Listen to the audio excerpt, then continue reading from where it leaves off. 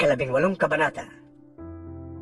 Pagkatapos ng panalangin ito, umalis si Jesus kasama ang kaniyang mga alagad. Tumawid sila sa batis ng Cedron at pumasok sa isang halamanan doon. Alam ng taksil na si Judas ang lugar na iyon sapagkat doon madalas magpunta si Jesus at ang kaniyang mga alagad.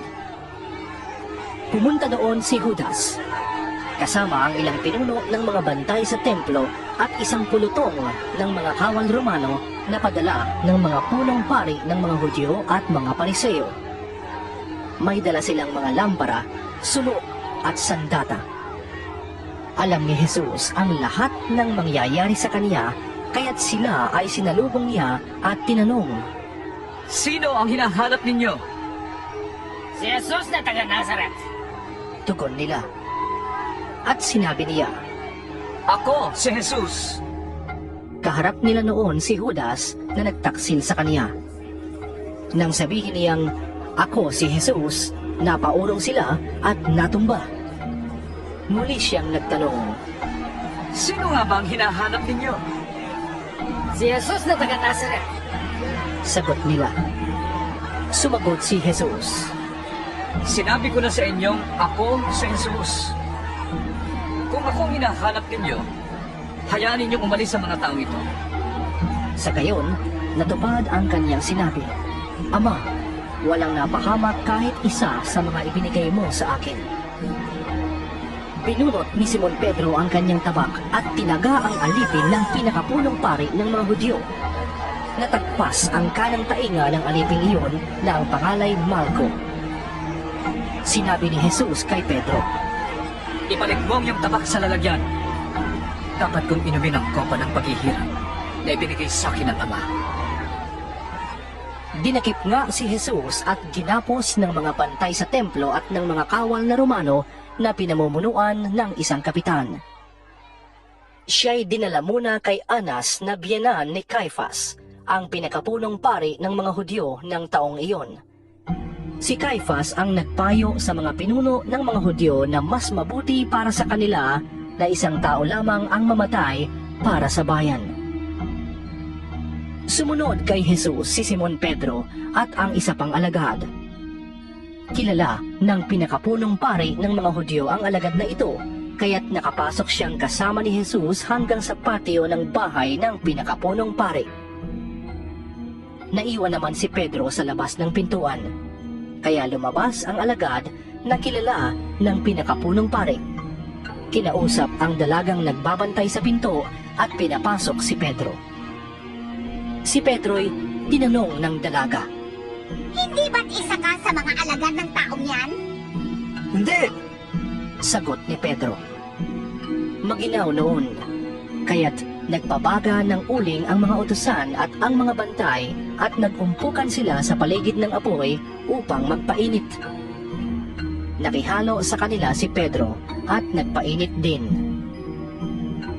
Tinanong si Jesus ng pinakapunong pari ng mga Hudyo tungkol sa kaniyang mga alagad at sa kaniyang mga itinuturo.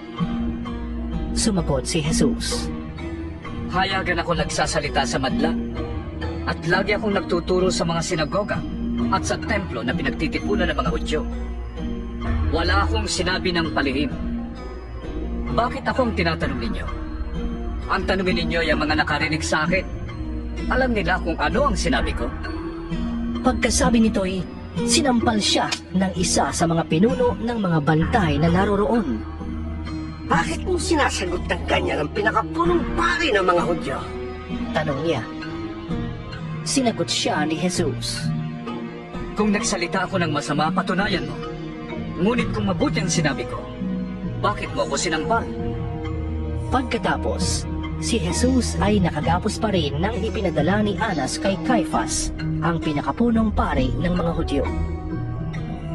Habang nagaganap ang mga ito, si Simon Pedro ay patuloy na nagpapainit sa tabi ng apoy. Siya'y tinanong ng mga naroon, Hindi ba't alagad ka rin ng taong yan? Hindi! sagot ni Pedro. Tinanong naman siya ng isa sa mga utusan ng pinakapunong pari ng mga Hudyo at kamag-anak ng lalaking natagpasan niya ng tainga. Hindi ba ikaw ang nakita kong kasama ni Jesus sa halamanan? Muling ikinaila ito ni Pedro at siya namang pagtilaok ng manok. Maaga pa, dinala na si Jesus sa palasyo ng gobernador mula sa bahay ni Caifas.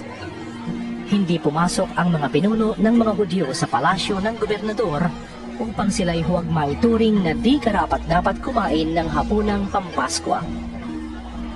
Kaya't si Pilato ay lumabas sa palasyo at tinanong sila. Ano ang sakdal ninyo laban sa taong ito? Sila'y sumagot. Hindi po namin siya dadalo sa inyo kung hindi siya gumawa ng masama. Sinabi sa kanila ni Pilato. Dalhin ninyo siya at hatulan ayon sa inyong batas. Subalit sumagot ang mga Hudyo. Wala po kaming kapangyarihang bumatong ng kamatayan kanino man. Nangyari ito upang matupad ang sinabi ni Jesus kung paano siya mamamatay. Si Pilato ay pumasok uli sa palasyo at ipinatawag si Jesus. Ikaw ba ang hari ng mga Hudyo? Tanong niya. Sumagot si Jesus. Yan ba'y sarili mong palagay? O may ibang nagsabi sa'yo? Hindi ako Hudyo. Tugon ni Pilato.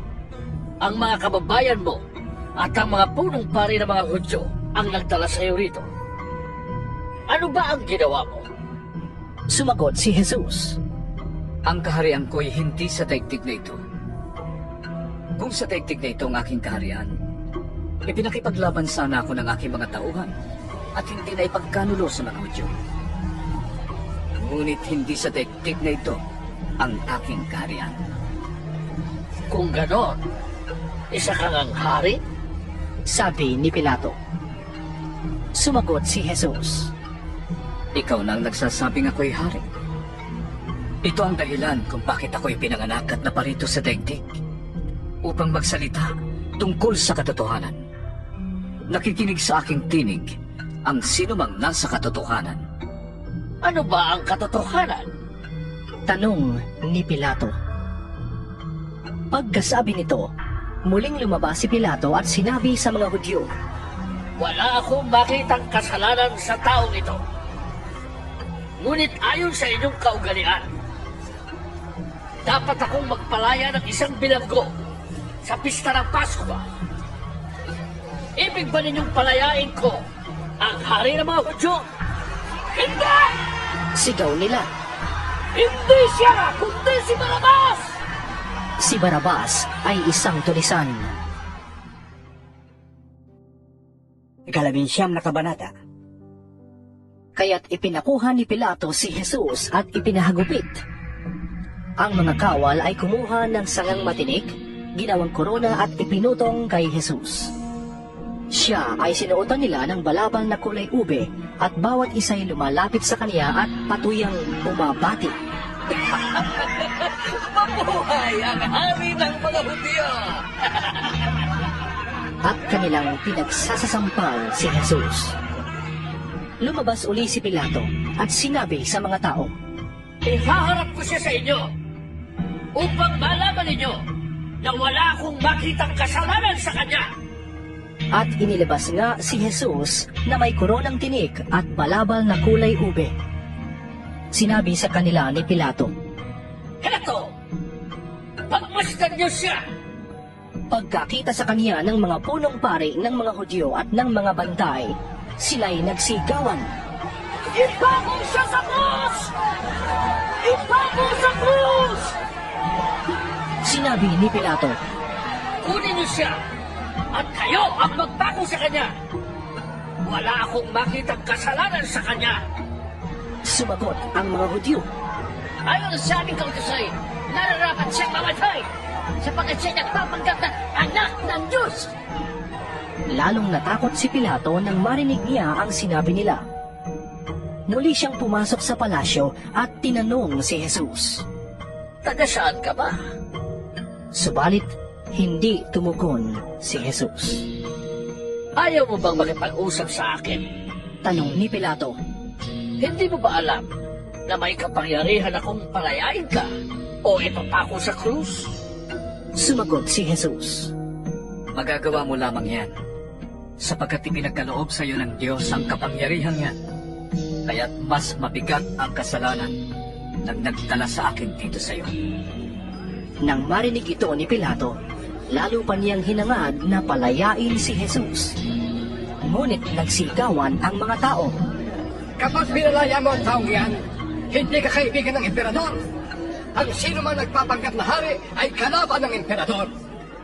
Pagkarinig ni Pilato sa mga salitang ito, inilabas niya si Jesus at siya'y umupo sa hukuman sa dakong tinatawag na ang plataporma, Gabata sa wikang Hebreo. Araw noon ng paghahanda sa Pasko at mag-aalas 12 na ng tanghali. Sinabi ni Pilato sa mga Hudyo, Narito ang inyong hari! sumigaw sila. Patayin siya! Patayin! Ipako sa krus! Ipapako ko ba sa krus ang inyong hari? Tanong naman ni Pilato. Sumagot ang mga punong pari ng mga Hudyo. Wala kami hari, kundi ang emperador! Kaya't si Jesus ay ibinigay sa kanila ni Pilato upang ipako sa krus. Kinuha nga nila si Jesus. Inilabas siyang pasan ang kanyang krus papunta sa lugar na kung tawagi Dako ng Bungo, Golgota sa wikang Hebreo. Pagdating doon, siya'y ipinako sa krus kasama ng dalawa pa, isa sa gawing kanan at isa sa kaliwa. Isinulat ni Pilato ang ganitong mga salita at ipinalagay sa krus: si Jesus na taga Nazaret, ang hari ng mga Hudyo. Nasusulat ito sa mga wikang Hebreo, Latin at Griego. Marami sa mga Hudyo ang nakabasa nito sapagkat malapit lamang sa lungsod ang dakong pinagpakuan kay Jesus. Kaya't sinabi ng mga punong pari ng mga Hudyo kay Pilato, Hindi sana niyo isinulat ang hari ng mga Hudyo. Kundi, sinabi ng taong ito, ako ang hari ng mga Hudyo. Sumagot si Pilato, Ang naisulat ko na. nang maipako na ng mga kawal si Jesus, kinuha nila ang kaniyang kasuotan at pinaghati-hatian nilang apat. Kinuha rin nila ang kaniyang tunika.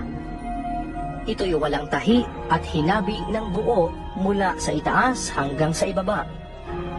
Kaya't nag-usap-usap ang mga kawal. Huwag natin punitin ito. Daanin na lamang natin sa palabunutan para malaman kung kanino ito mapupunta. Nangyari ito upang matupad ang isinasaad ng kasulatan. Pinaghati-hatian nila ang aking kasuotan at nagpalabunutan sila kung kanino mapupunta ang aking tunika.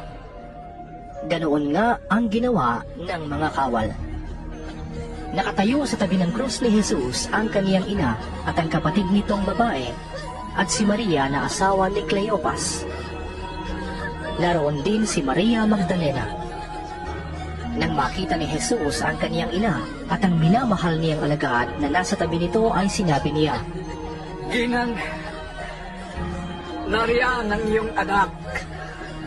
at sinabi niya sa alagad, Nariyan ang iyong ina. Mula noon, sa bahay na ng alagad na ito tumira ang ina ni Jesus. Alam ni Jesus na naganap na ang lahat ng bagay. Kaya't upang matupad ang kasulatan ay sinabi niya, Nauuhaw ako. may isang mangkok doon na puno ng maasim na alak. Inilubog nila rito ang isang espongha. Ikinabit iyon sa isang tangkay ng isopo at idiniit sa kaniyang bibig. Nang masipsip na ni Jesus ang alak, sinabi niya, Naganap na. iniyuko niya ang kanyang ulo at nalagot ang kaniyang hininga. Nooy araw ng paghahanda at ayaw ng mga Hudyo na manatili sa krus ang mga bangkay hanggang sa araw ng pamamahinga dahil natatangi ang araw na iyon ng pamamahinga. Kaya't hiniling nila kay Pilato na ipabali ang mga pintig ng mga ipinako sa krus at alisin ang mga bangkay. Pumunta nga roon ang mga kawal at binali ang mga binti ng dalawang ipinakong kasabay ni Jesus. Ngunit pagdating nila kay Jesus at makitang patay na siya, hindi na nila binali ang kaniyang mga binti. Subalit sinaksak ng isang kawal ang tagiliran ni Jesus sa pamamagitan ng sibat at may biglang dumaloy na dugo at tubig. Ang nakakita nito ang nagpahayag upang kayo'y maniwala. Totoo ang kaniyang pahayag at alam niyang katotohanan ang sinasabi niya. Nangyari ang lahat ng ito upang matupad ang sinasabi sa kasulatan. Walang mababali isa man sa kanyang mga buto. At may bahagi pa rin ng kasulatan na nagsasabi, Pagmamasdan nila ang kanilang sinaksak ng sibat. Pagkatapos nito, si Joseng taga-Arimatea ay nagsadya kay Pilato upang humingi ng pahintulot na makuha ang bangkay ni Jesus. Si Jose ay isang alagad ni Jesus, ngunit palihim nga lamang dahil sa takot niya sa mga Hudyo. Pinahintulutan siya ni Pilato, kaya't kinuha niya ang bangkay ni Jesus. Kasama niya si Nicodemo, ang taong nagsadya kay Jesus isang gabi. May dala siyang pabango, mga 100 libra ng pinaghalong mira at aloe.